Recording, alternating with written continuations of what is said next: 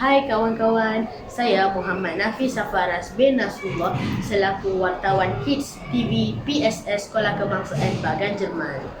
Hari ini sekolah saya mengadakan satu program motivasi bersama seorang bekas pelajar SK Bagan Jerman yang merupakan seorang moderator yang terkenal di kaca TV, iaitu Ustaz Muhammad Hariri bin Muhammad Daud. Jom kita saksikan. Melati kuntum tumbuh melata, saya merbau di pohon cemara. Assalamualaikum mulai berkata, saya sembah membuka bicara. Terlebih dahulu saya Muhammad Nafis Safaras bin Nasrullah dari Kids TV PSS Sekolah Kebangsaan Bagan Jerman tahun 2023. Sirih pulang ke kakak, itulah kata yang tepat sekali untuk saya berkatakan pada hari ini. Saya merasa bertuah sekali pada hari ini kerana dapat bertemu dengan seorang yang saya selalu kagumi. Pada sebelum ini, kita sering melihat beliau di kaca televisyen, terutamanya dalam rancangan TV1 Forum Perdana. Tetapi hari ini kita bersama-sama dengan seorang yang moderator yang tidak asing lagi di kaca TV, iaitu Ustaz Muhammad Hariri bin Muhammad Daud. Selamat datang Ustaz ke Sekolah Kebangsaan. Selamat datang kembali Nafis. Terima kasih. Baik Ustaz, sebelum kita ke soalan yang seterusnya, boleh tak Ustaz memperkenalkan serba sedikit latar belakang Ustaz kepada kami semua? Baik, terima kasih anak muda Nafis. Saya Muhammad Hariri bin Muhammad Daud. Dulu saya bersekolah di sini, di Sekolah Kebangsaan Bagan Jerman, Pulau Pinang, daripada tahun 1991 sampai 1996. Nafis pun tak beranak lagi. Namanya tua dah lah. Dan sekarang ni bekerja sepenuh masa di Jabatan Kemajuan Islam Malaysia, JAKIM. Bertepatan dengan tajuk yang baru kita bincang pagi tadi, anak yang berjiwa ilmu. Pada pandangan Ustaz, kenapa kami perlu menjadi anak yang berjiwa ilmu? Ilmu akan mengangkat darjat seseorang. Kalau kita nak tentukan lembu ni harga RM5,000, RM3,000, RM2,000, kita nak tentu lalu mana? Tengok saiz dia. Tapi manusia, takkanlah orang gemuk lebih mahal dengan orang putih, tidak. Tapi kita nak tahu seseorang itu berharga atau tidak kerana ilmu. Mungkin dia badan kurus, tapi dia ada ilmu yang banyak. Dia lagi nilai yang tinggi daripada orang yang agak empat. Jadi maknanya, kalau haiwan nilainya ditentukan dengan saiz, tapi manusia nilai seseorang ditentukan dengan ilmu. Jadi sebab itu kita kena cari ilmu. Kerana ilmu lah yang akan bawa diri kita berjaya pada masa depan. Mungkin mak ayah kita adalah orang yang biasa-biasa, tapi bila kita ada ilmu, kita boleh bawa mak ayah kita juga rasa selesa dengan kejayaan. Sebab itu pentingnya ilmu kepada seseorang. Melihat situasi generasi sekarang, apakah pandangan Ustaz mengenai perbezaan anak-anak zaman dahulu dengan anak-anak zaman sekarang? Baik. Zaman Ustaz dulu, nakal ni Allah sikit sangatlah. Kami paling kuat pun ada videotape. Videotape pun anak dan Nafi pun tak tahulah.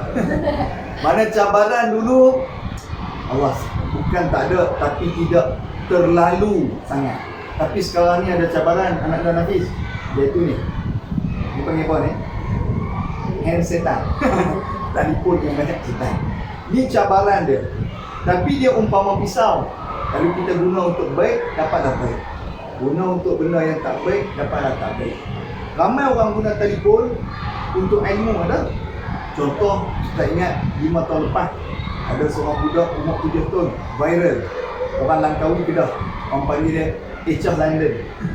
Kerana dia masuk daftar darjah 1, dia boleh cakap bahasa Inggeris accent UK, very fluent, sangat baik. Itu orang tanya dia, Aisyah, kamu ni, mak ayah ni orang UK ke? Dia kata tak, mak ayah orang Kedah.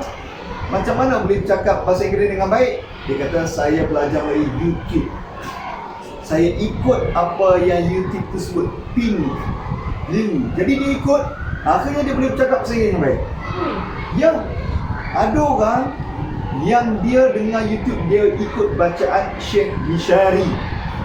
Dia baca mukaddam je, tapi bila dia baca tu dengan bacaan yang sangat sedap. A'udzubillahi minasyaitonirrajim. Kata mak ayah ajar ke? Tidak. Dia belajar kat YouTube. Maknanya kalau kita nak cari ilmu yang baik, banyak kat YouTube. Tapi kalau nak cari benda yang tak baik pun banyak kat YouTube. Jadi ini boleh jadi cabaran pada hari ini. Kalau kita nak benda baik, jumpa benda baik. Nak benda yang tidak baik, jumpa benda baik. Sebab itu anak-anak sekarang kena pandai menilai.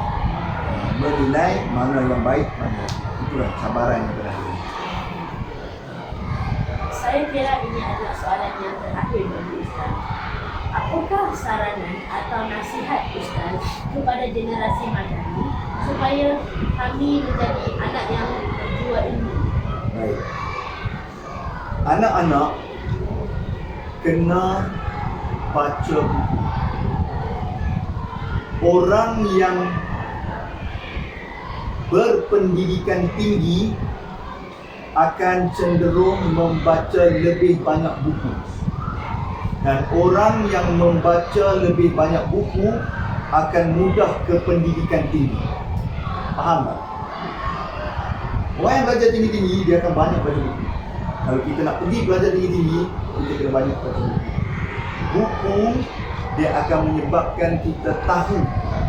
Dengan kita tahu, baru kita mahu buat apa yang kita nak jaya lah.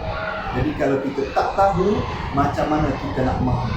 Jadi untuk anak-anak macam Hafiz, nak main game boleh, nak main bola boleh, tapi jangan tinggal di sini. Tak semestinya baca buku besar-besar, baca buku cerita tak apa. Dengan buku cerita, buku komik, nanti kita akan membiasakan diri dengan baca buku yang lain. Jadi oleh kerana itu, anak-anak pelajar tak boleh berpisah dengan buku. Baik Ustaz, saya mengucapkan jutaan terima kasih kepada Ustaz kerana sudi meluangkan masa bersama dengan Kids PSS Sekolah Kebangsaan Bangun Timur. Dari Kedah ke Sari, bagi suasana di kota Timur. Selesai sudah tugas di negeri. Di lain masa bersua lagi. Sekian, wabillahi wa taufiq wal hidayah. Assalamualaikum warahmatullahi wabarakatuh.